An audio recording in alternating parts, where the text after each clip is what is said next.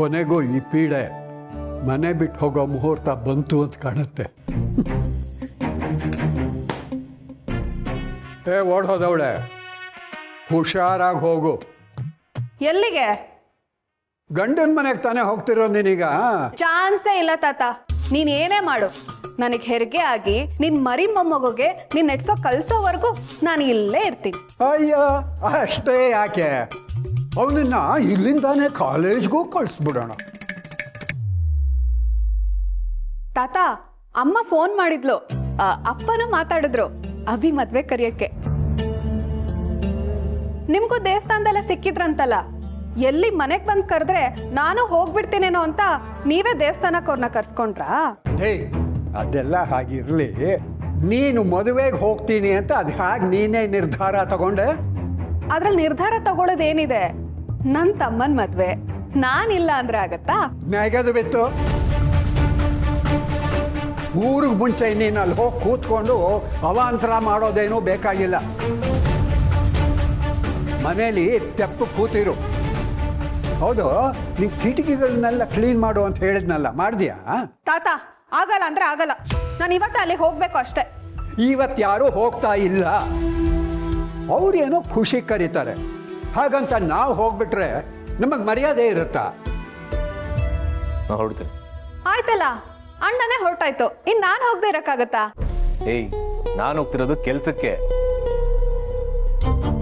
ಇವತ್ತು ಬಿಡು, ನಾಳೆ ಬರ್ತೀಯ ತಾನೆ? ಇಲ್ಲ ಬಸ್ಸು, ನಾನು ಎಲ್ಗೂ ಬರಲ್ಲ. ನೀವು ಹೋಗಿ ಬನ್ನಿ.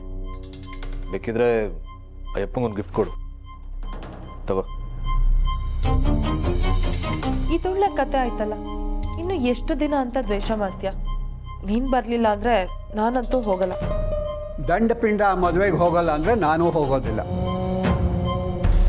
ಆ ಹೊತ್ತು ನಂಜುಂಡನ ಮನೆಯಲ್ಲಿ ಪಂಚಾಯಿತಿ ಇದೆ, ನಾ ಅಲ್ಲಿಗೆ ಹೋಗ್ತೀನಿ. ನೀವೆಲ್ಲ ಹೋಗಲ್ಲ ಅಂದರೆ ನಾನು ಹೋಗಲ್ಲ. ನಿಮ್ಗಳಿಷ್ಟ, ನೀವೇನ್ ಬೇಕಾದ್ರೂ ಮಾಡಿ, ನಾನಂತೂ ಈಗಲೇ ಹೊರಡ್ತೀನಿ. ಹೇ, ಕಾಲು ಮುರಿದು ಕೈ ಕೊಡ್ತೀನಿ. ಸಮರ್ಥ ಮದುವೆಗೆ ಹೋಗ್ತಾ ಇಲ್ಲ ಅಂತಂದ ಮೇಲೆ ಈ ಮನೆಯಿಂದ ಒಂದು ಸೊಳ್ಳೆ ಕೂಡ ಹೋಗೋ ಹಾಗಿಲ್ಲ. ತಾತ, ಇದು ದತ್ತನ ಮಾತಲ್ಲ, ಶಾಸನ. ಬಸ್ಸು, 500 ರೂಪಾಯಿ ಕೊಡಿ. ಸದ್ಯ 500 ರೂಪಾಯಿ ಉಳೀತು. ಯಾರೂ ಹೋಗೋದು ಬೇಡ. ನಾವು ಹೋಗಲಿಲ್ಲ ಅಂದ್ರಲ್ಲೇ ಮದುವೆ ನಿಂತೋಗಲ್ಲ, ಇನ್ನೂ ಅದ್ದೂರಿಯಾಗೆ ಮಾಡ್ತಾರೆ. ಅಯ್ಯೋ ದೇವ್ರೆ, ನಾನಂತೂ ಎಷ್ಟು ಕನ್ಸ್ಕೊಂಡಿದ್ದೆ ಮದ್ವೆ ಹೋಗ್ಬೇಕು ಅಂತ. ನಾನಂತೂ ಹೋಗೋಳೆ. ಸುಮ್ಮನೆ ಅವನನ್ನು ಒಪ್ಸೋದು ಹೇಗೆ ಅಂತ ನಾವೆಲ್ಲ ಯೋಚನೆ ಮಾಡ್ತಿದ್ರೆ ಎಲ್ಲಿ ಕೂತ್ಕೊಂಡು ಅಂತಿದ್ದ.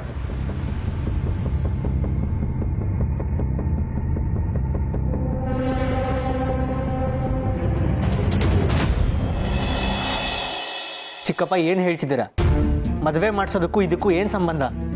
ಅಭಿ, ನಿಂಗೆ ಇದೆಲ್ಲ ಗೊತ್ತಾಗಲ್ಲ, ಸುಮ್ಮನಿರು. ಚಿಕ್ಕಪ್ಪ, ಇಷ್ಟು ವರ್ಷ ಚಿಕ್ಕಮ್ಮ ಈ ಮನೆ ಜವಾಬ್ದಾರಿ ಎಲ್ಲ ಹೊತ್ತಿದ್ದಾರೆ.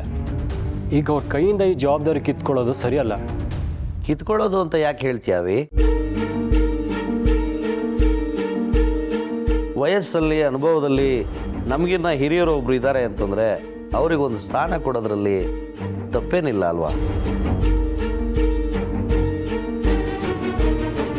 ಅದು ಅಲ್ಲದೆ ನನ್ನ ಹೆಂಡತಿಗೆ ಸ್ವಲ್ಪ ರೆಸ್ಟ್ ಬೇಕು ಅಂತ ನನಗೂ ಅನ್ನಿಸ್ತಿದೆ.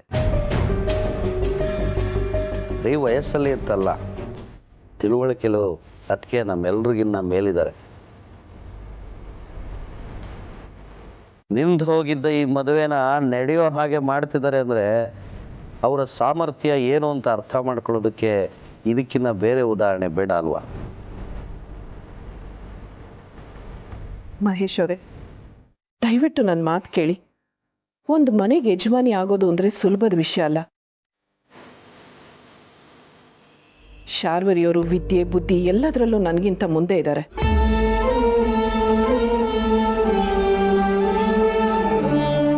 ಅದು ಅಲ್ಲದೆ ಅವ್ರಿಗೆ ಈ ಮನೆ ನಿಭಾಯಿಸಿ ಗೊತ್ತಿದೆ, ಎಲ್ಲ ನೋಡ್ಕೋತಾರೆ. ದಯವಿಟ್ಟು ನನ್ನನ್ನು ಇದರಲ್ಲಿ ಎಳಿಬೇಡಿ. ಹಾಗಂದ್ರೆ ಹೇಗೆ ಅದಕ್ಕೆ? ನಿಮಗೆ ನಾನು ಶಾರ್ವರಿ ಸ್ವಲ್ಪ ದಿನನಾದರೂ ನೆಮ್ಮದಿಯಿಂದ ಇರಬೇಕು ಅಂತ ಅನ್ನಿಸ್ತಿಲ್ವಾ? ನಾನು ಹುಷಾರಾಗಿ ಬಂದಮೇಲೂ ಅವಳು ಮನೆ ಜವಾಬ್ದಾರಿ ಅಂತ ಇದ್ದರೆ ನಾವಿಬ್ಬರು ಆರಾಮಾಗಿ ಕಾಲ ಕಳೆಯೋದು ಯಾವಾಗ ಅದಕ್ಕೆ ಅಲ್ವಾ ಶಾರ್ವರಿ? ನೀವು ಹೇಳೋದೇನೋ ನಿಜ, ಆದರೆ ಅವ್ರಿಗೆ ಇಷ್ಟ ಇಲ್ಲ ಅಂದಮೇಲೆ ಒತ್ತಾಯ ಮಾಡೋದು ತಪ್ಪಾಗುತ್ತೆ.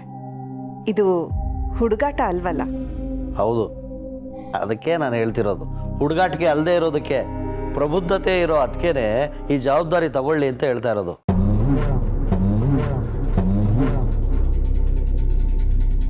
ನೀನು ಹೇಳು, ಹುಡುಗರು ಹೇಳ್ದಂಗೆ ನಿನಗಿದ್ರಿಂದ ಬೇಜಾರಾಗ್ತಿದ್ಯಾ, ಹರ್ಟ್ ಆಗ್ತಿದ್ಯಾ? ಅಯ್ಯೋ ಹಾಗೇನಿಲ್ಲ, ಆದರೆ ನನಗೆ ಗೊತ್ತಿತ್ತು ಶಾರ್ವರಿ ಏನು ಅಂದ್ಕೊಳ್ಳಲ್ಲ, ಒಪ್ಕೋತಾಳೆ ಅಂತ.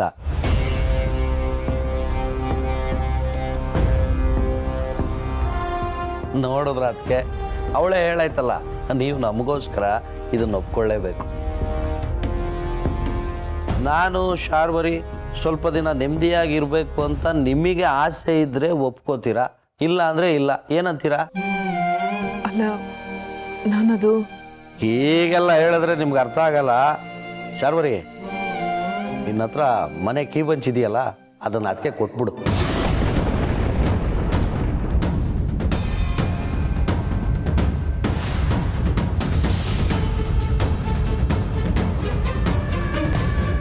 ಕೊಡು.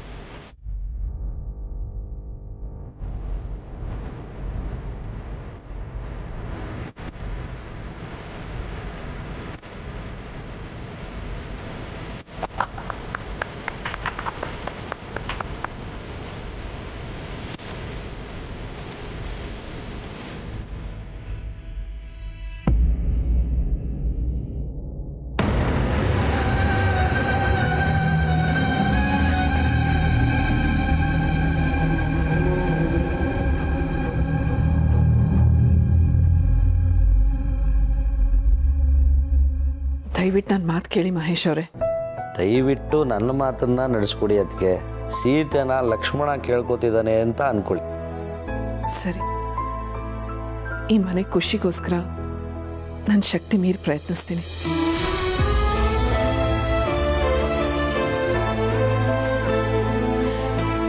ನೀವೆಲ್ಲರೂ ಇಟ್ಟಿರೋ ನಂಬಿಕೆಗೆ ಯಾವತ್ತೂ ಮೋಸ ಆಗದಿರೋಕ್ಕೆ ಪ್ರಯತ್ನಿಸ್ತೀನಿ.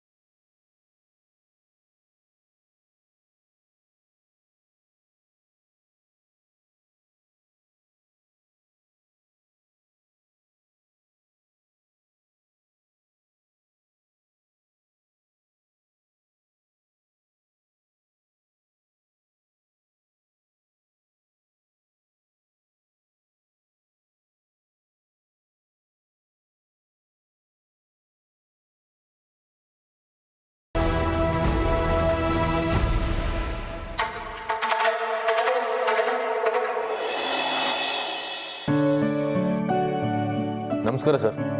ಓ ಬಾಪ ಸಮರ್, ಪರವಾಗಿಲ್ಲ ಕಣಯ್ಯ, ಫಸ್ಟ್ ದಿನನೇ ಚೆನ್ನಾಗಿ ಕೆಲಸ ಮಾಡ್ತಾ ಇದೆಯಾ. ಇದಕ್ಕೂ ಮುಂಚೆ ಸೇರ್ಕೊಂಡಿರೋ ಸುಮಾರು ಜನರ ಬಗ್ಗೆ ಫಸ್ಟ್ ಡೇನೇ ಕೆಟ್ಟ ಫೀಡ್ಬ್ಯಾಕ್ ಬಂದ್ಬಿಟ್ಟಿತ್ತು. ಒಳ್ಳೆ ಡ್ರೈವರ್ ಹುಡ್ಕೋದಂತೂ ನಂಗೆ ತುಂಬ ಕಷ್ಟ ಆಗ್ಬಿಟ್ಟಿತ್ತು. ಸದ್ಯ ನೀನು ಸಿಕ್ಕಿದ್ಯಲ್ಲ, ಥ್ಯಾಂಕ್ ಯು ಸರ್. ಏನೋ ದೊಡ್ಡ ಮನ್ಸು ಮಾಡಿ ಕೆಲಸ ಕೊಟ್ಟಿದ್ದೀರಾ, ನಿಮ್ಮ ನಂಬಿಕೆನ ಉಳಿಸ್ಕೋತೀನಿ. ಹಾಂ, ಆ ನಂಬಿಕೆ ನನಗಿದೆ. ಅದಕ್ಕೆ ನೀನು ಇವಾಗ ಕರೆಸಿದ್ದು. ನೀನು ಈ ಜಾಬ್ ಬಿಟ್ಟು ಹೋಗುವಂಥ ಐಡಿಯಾ ಏನೂ ಇಲ್ಲ ತಾನೆ? ಖಂಡಿತ ಇಲ್ಲ ಸರ್. ಸರಿ, ಹಾಗಾದರೆ ನಮಗೆ ಒಂದು ಕಡೆಯಿಂದ ಅರ್ಜೆಂಟಾಗಿ ಡ್ರೈವರ್ ಬೇಕು ಅಂತ ಕೇಳಿದ್ದಾರೆ. ಅವ್ರಿಗೆ ಒಳ್ಳೆ ಜನ ಬೇಕಂತೆ. ನನಗೆ ನೀನು ಯಾಕೆ ಹೋಗ್ಬಾರ್ದು ಅಂತ ಅನ್ನಿಸ್ತು. ಅಂದರೆ ಯಾವ ಥರ ಸರ್? ಏನಿಲ್ಲ, ಇವಾಗ ನೀನು ಬೇರೆ ಬೇರೆ ಕಡೆ ಸುತ್ತೋದು, ಕ್ಯಾಬ್ ಬುಕ್ ಆಗೋವರೆಗೂ ಕಾಯೋದು ಅದೆಲ್ಲ ಏನು ಬೇಡ. ಒಂದು ಮನೆಯಿಂದ ಡೈಲಿ ಪಿಕಪ್ ಡ್ರಾಪು ಮಾಡಬೇಕು. ಜೊತೆಗೆ ಅವ್ರು ಹೇಳೋ ಸಣ್ಣ ಪುಟ್ಟ ಕೆಲಸನ ಖುಷಿಯಿಂದ ಮಾಡಬೇಕು. ಒಳ್ಳೆ ಪ್ಯಾಕೇಜ್ ಮಾತಾಡಿದ್ದಾರೆ. ಹೌದಾ? ನಾನು ನಿನ್ನ ಮೇಲೆ ಅಲ್ಲೇ ಕೆಲಸ ಮಾಡಬೇಕಾ? ಹೌದು, ಕೆಲವು ದಿನ ಅಂತ ಹೇಳಿದ್ದಾರೆ. ಅವ್ರಿಗೆ ಎಷ್ಟು ದಿನ ಅಗತ್ಯ ಇದೆಯೋ ಅಷ್ಟು ದಿನ ಮಾಡಿ. ಅವ್ರಿಗೆ ನಿಯತ್ತಾಗಿರೋರು ಬೇಕಂತೆ. ನೀನೇ ನನಗೆ ಎಕ್ಸ್ಟ್ರಾ ದುಡ್ಡು ಕೊಡೋದೇನು ಬೇಡ, ಕಾರ್ ಬಾಡಿಗೆ ಕೊಡು, ಮಿಕ್ಕಿದ್ದೆಲ್ಲ ನೀನೇ. ನೀವು ಹೇಗೆ ಹೇಳ್ತೀರಾ ಹಾಗೆ ಸರ್. ಸರಿ, ಹಾಗಾದರೆ ಅವ್ರಿಗೆ ಈಗಲೇ ಫೋನ್ ಮಾಡಿ ಇನ್ಫಾರ್ಮ್ ಮಾಡ್ತೀನಿ. ಸರ್ ನಮಸ್ಕಾರ, ನಮ್ಮ ಹುಡುಗ ರೆಡಿ ಇದ್ದಾನೆ. ಇವತ್ತಿಂದ ಅವನೇ ನಿಮ್ಮ ಡ್ರೈವರ್. ಎಲ್ಲ ಮಾತಾಡಿದ್ದೀನಿ. ಒಳ್ಳೆ ಹುಡುಗ, ಇವತ್ತೇ ಕಳ್ಸಿಕೊಡ್ತೀನಿ ಸರ್.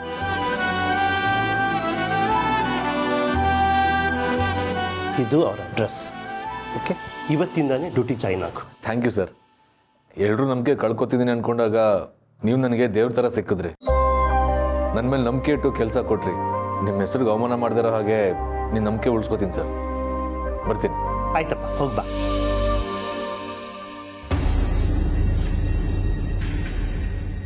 ಮಾಧವ್ ಸರ್ ಮನೆನಾ?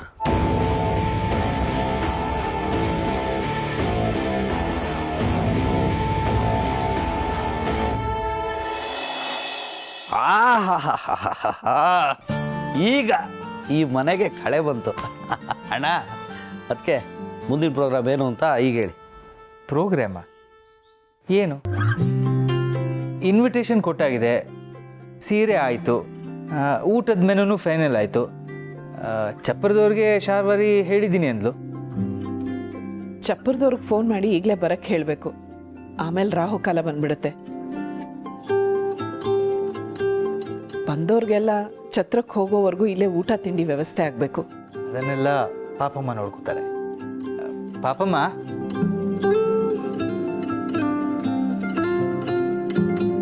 ತುಳಸಿಯವ್ರೆ ನೀವೇ ಹೇಳಿ. ಪಾಪಮ್ಮ, ಬಂದವ್ರಿಗೆಲ್ಲ ಊಟ ತಿಂಡಿ ವ್ಯವಸ್ಥೆ ಆಗಬೇಕು. ಯಾರ ಮನ್ಸಿಗೂ ನೋವಾಗದೇ ಇರೋ ಹಾಗೆ ಊಟ ತಿಂಡಿ ಜ್ಯೂಸು ಎಲ್ಲ ಸಿಗೋ ಹಾಗೆ ನೀವು ನೋಡ್ಕೋಬೋದಾ?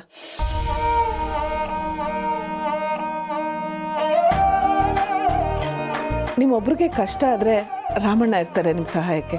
ಪರವಾಗಿಲ್ಲ ದೊಡ್ಡಮ್ಮವ್ರೆ, ನಾನು ನೋಡ್ಕೋತೀನಿ. ಎಷ್ಟೋ ದಿನದ ಮೇಲೆ ಎಲ್ಲರೂ ಖುಷಿಯಾಗಿ ಮಾಡ್ತಾ ಇರೋ ಕಾರ್ಯಕ್ರಮ ಇದು. ಮಹೇಶ್ ಅಯ್ಯ ಅವರು ಹುಷಾರಾಗಿದ್ದಾರೆ. ನಾನು ಇಷ್ಟು ಮಾಡಿಲ್ಲ ಅಂದ್ರೆ ಹೇಗೆ? ಆಮೇಲೆ ನಾನೊಂದು ಪಟ್ಟಿ ಮಾಡಿದ್ದೀನಿ. ಪುರೋಹಿತರಿಗೆ ಶಾಸ್ತ್ರ ಮಾಡೋದಕ್ಕೆ ಬೇಕಾಗಿರೋ ಪೂಜೆ ಸಾಮಗ್ರಿಗಳೆಲ್ಲ ಅದರಲ್ಲಿದೆ. ಅದನ್ನ ಯಾರಾದರೂ ತರಬೇಕು. ತಾರೆ ಪಂಚೆ ಯಾರಾದರೂ ತರಬೇಕು. ಮಾಂಗಲ್ಯ ಮಾಡಿಸೋಕೆ ಕೊಟ್ಟಿದ್ದು ತಂದು ಅದ್ರದ್ದು ಪೂಜೆನೂ ಆಗಬೇಕು.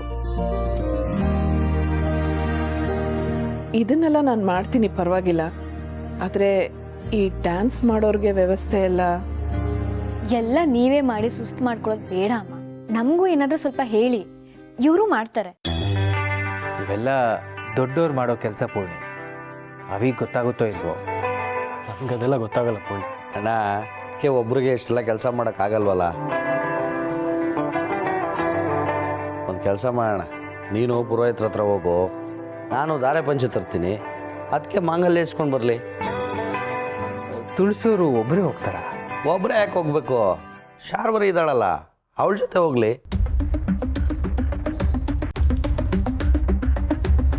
ಶಾರ್ವರಿ, ನೀನು ಹೋಗ್ತೀಯ ತಾನೆ? Excuse me.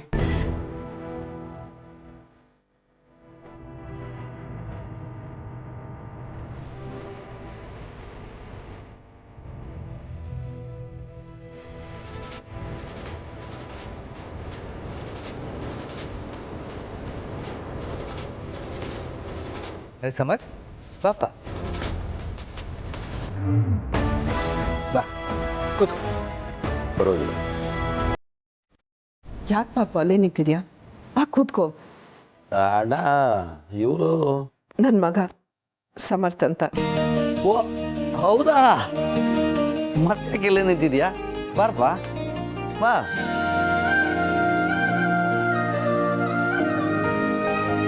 ತುಂಬ ಖುಷಿ ಆಯ್ತು ನೀನು ನೋಡಿ.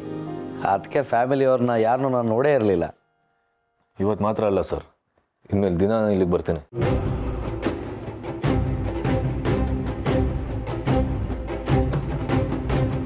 ಯಾವ ಖುಷಿಗೋ ಸರ್, ನಾನು ಗುರುಶ್ರೀ ಟ್ರಾವೆಲ್ ಏಜೆನ್ಸಿಲಿ ಕೆಲಸ ಮಾಡ್ತಾ ಇದ್ದೀನಿ. ನಮ್ಮ ಬಾಸ್ ಇಲ್ಲಿ ಡ್ರೈವರ್ ಕೆಲಸ ಮಾಡೋಕ್ಕೆ ಹೇಳಿದ್ದಾರೆ, ಅದಕ್ಕೆ ಬಂದೆ. ತುಂಬ ಸಂತೋಷ. ತುಳಸಿಯವ್ರಿಗೆ ಕಾರಲ್ಲಿ ಹೋಗಿ ಅಂದರೆ ಮುಜುಗರ ಪಟ್ಕೊಳ್ಳೋರು, ಯಾವಾಗಲೂ ಆಟೋದಲ್ಲೇ ಓಡಾಡೋರು. ಇನ್ಮೇಲೆ ನೀನಿದ್ರೆ ನಿನ್ನ ಜೊತೆಲೇ ಓಡಾಡ್ಬೋದು.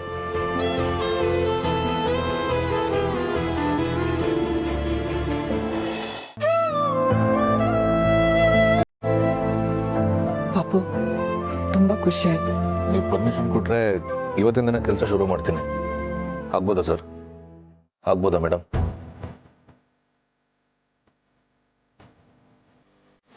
ಅಣ್ಣ, ಅದಕ್ಕೆ ಮಗ ನಮ್ಮನೇಲಿ ಯಾಕೆ ಡ್ರೈವರ್ ಕೆಲಸ ಮಾಡಬೇಕು? ಬೇರೆ ಏನಾದರೂ ಕೆಲಸ ಮಾಡ್ಬೋದಲ್ವಾ? ಅದು ಅಲ್ಲದೆ ಅವನು ಅದಕ್ಕೆ ನಾ ಮೇಡಮ್ ಅಂತಿದ್ದಾನೆ. ಸರ್, ಯಾರ ಹತ್ರನೂ ಅವಮಾನ ಮಾಡಿಸ್ಕೊಂಡು ಆಫೀಸಲ್ಲಿ ಕೆಲಸ ಮಾಡೋಕ್ಕೆ ಇಷ್ಟ ಇಲ್ಲದೆ ಆ ಕೆಲಸನ ಬಿಟ್ಟೆ.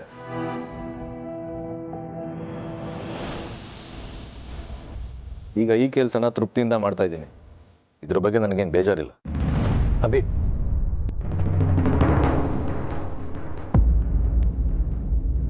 ಅದು ಸರಿನಪ್ಪ, ಆದರೆ ಮೇಡಮ್ ಅಂತ ಕರೆಯೋದ್ರ ಬಗ್ಗೆ ಕೇಳಿದ್ರಿ ಅಲ್ವಾ? ಯಾವಾಗೊಬ್ಬ ಶ್ರೀಮಂತನ ಮದುವೆಯಾಗಿ ಹೋದ್ರೋ ಅವಾಗ ಅವ್ರು ಕಳೆದೋದ್ರು. ಅವತ್ತಿಂದ ಅವ್ರು ನನಗೆ ಮೇಡಮ್.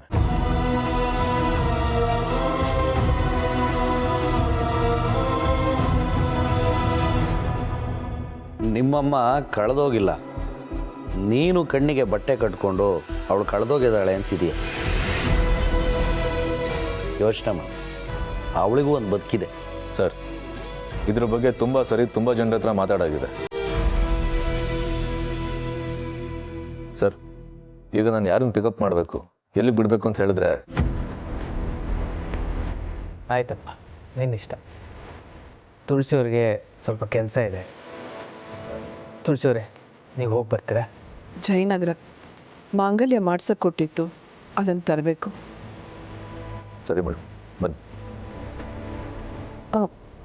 ಹೋಗಿರು, ಬಂದೆ.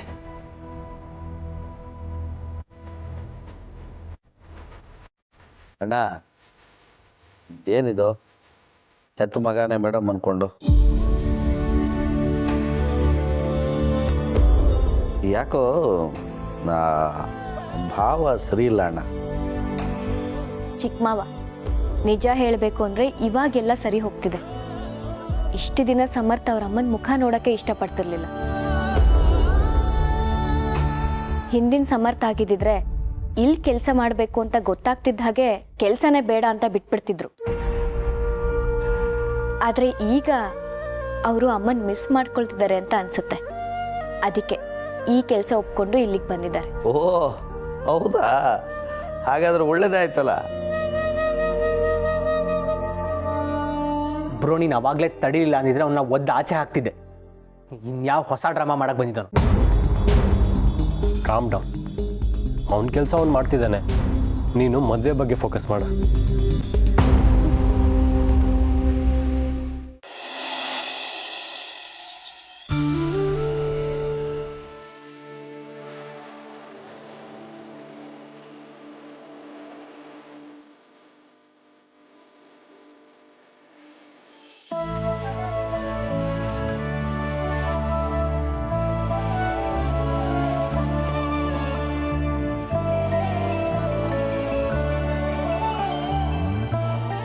ಈಗ ಮದುವೆ ಕಾರ್ಯ ಅಧಿಕೃತವಾಗಿ ಶುರುವಾಯಿತು. ಎಲ್ಲರೂ ಈ ತಾಳಿ ಮುಟ್ಟಿ ನಮಸ್ಕಾರ ಮಾಡ್ಕೊಳ್ಳಿ.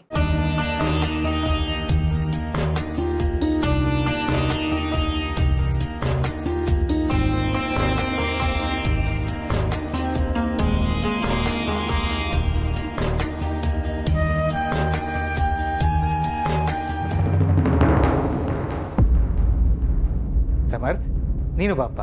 ಪರವಾಗಿಲ್ಲ ಸರ್, ನಾನು ಈ ಮನೆ ಡ್ರೈವರು. ನಾನು ಅಲ್ಲಿಗೆ ಬಂದದ್ದನ್ನೆಲ್ಲ ಮುಟ್ಟುವಷ್ಟು ದೊಡ್ಡವನಲ್ಲ.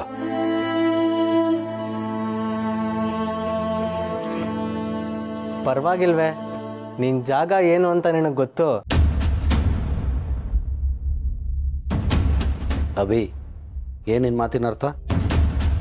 ಯಾರ ಯೋಗ್ಯತೆ ಏನು ಅಂತ ಡಿಸೈಡ್ ಆಗೋದು ಅವ್ರು ಮಾತಾಡೋ ಮಾತಿಂದ, ಅವ್ರು ನಡೆಯೋ ಆದರ್ಶದಿಂದ. ಹಾಡೋವಾಗ ಯೋಚಿಸಿ ಮಾತಾಡು. ಶುಭ ಕಾರ್ಯ ನಡೆಯುವಾಗ ಹರಸೋಕೆ ದೇವರು ಯಾರ ಹೆಗಲು ಹತ್ಕೊಂಡು ಬರ್ತಾನೋ ಗೊತ್ತಿಲ್ಲ. ಹಾಗಾಗಿ ಎಲ್ಲರನ್ನು ದೇವರು ಅಂತ ಉಪಚರಿಸೋದೇ ನಮ್ಮ ಪದ್ಧತಿ. ಪಾಪ ಬನ್ನಿ ಸಮರ್, ನೀವು ಬರೀ ಡ್ರೈವರ್ ಅಲ್ಲ ಅಂತ ನಿಮಗೂ ಗೊತ್ತು, ನಮ್ಮೆಲ್ರಿಗೂ ಗೊತ್ತು.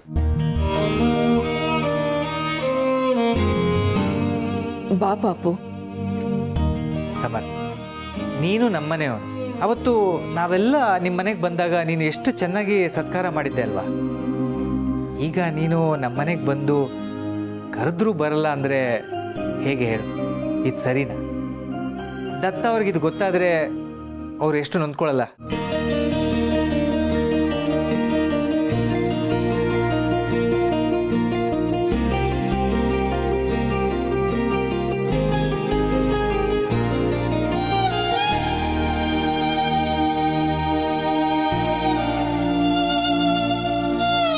ಇದನ್ನ ಕಟ್ಟೋ ಗಂಡು ನನ್ನನ್ನು ಎಷ್ಟೇ ದ್ವೇಷದಿಂದ ನೋಡ್ಬೋದು, ಹಾಗಂತ ನಾನು ಕೆಟ್ಟದನ್ನ ಬಯಸೋನಲ್ಲ.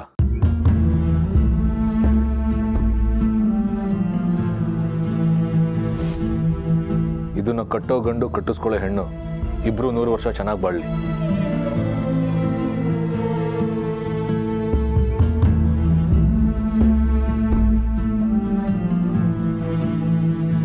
ನಾನಿನ್ ಬರ್ತೀನಿ.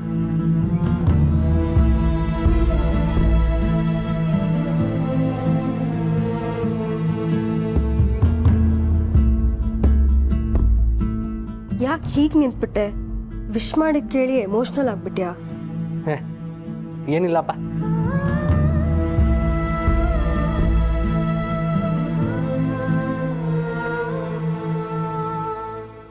ಈ ಅಭಿನೂ ಕೈ ತಪ್ಪು ಹೋಗ್ತಿದ್ದಾನ? ಸರಿ ಸರಿ, ಎಲ್ಲರೂ ರೆಡಿನಾ? ಈಗ ಮದುವೆ ಡ್ರೆಸ್ ರಿಹರ್ಸಲ್ ಇದೆಯಲ್ಲ. ಅದ್ಯಾ ಶಾಸ್ತ್ರ ಪೂರ್ಣಿ? ನಮ್ಮ ಮೈಸೂರು ಸೀಮೆಯಲ್ಲಿ ಆ ಶಾಸ್ತ್ರ ಯಾವತ್ತೂ ಕೇಳಿಲ್ಲ. ಅಮ್ಮ, ಅದು ರಿಹರ್ಸಲ್ ಅಂತ.